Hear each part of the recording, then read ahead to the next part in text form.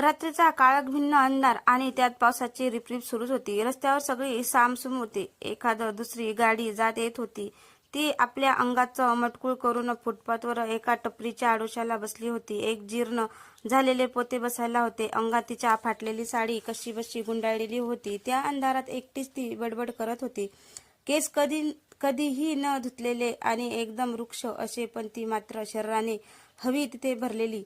काळी सावळी पण रेखीव भिकारी नव्हती, पण फार वेडी होती. कोणी काही खायला दिले तर खाणारी नाही तर दिवसभर भटकत असायची. गरीब भिकारी समजून लोक खायला द्यायचे. पावसाकडे बघत ती अखंड बडबड करत होती. तेवढ्या तिथे एक कार आली. तशी ती शांत झाली आणि घाबरून कारकडे बघू लागली.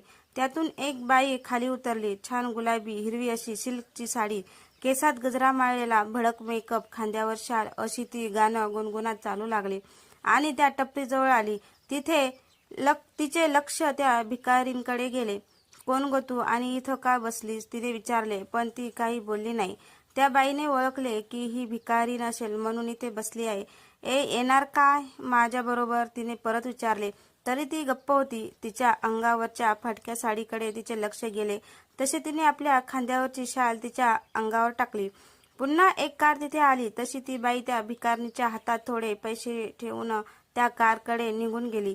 ती एक वेश्या होती. ती वेडी त्या वेश्याकडे नुसतीच बघत राहिली आणि काही बाई बोलू लागली.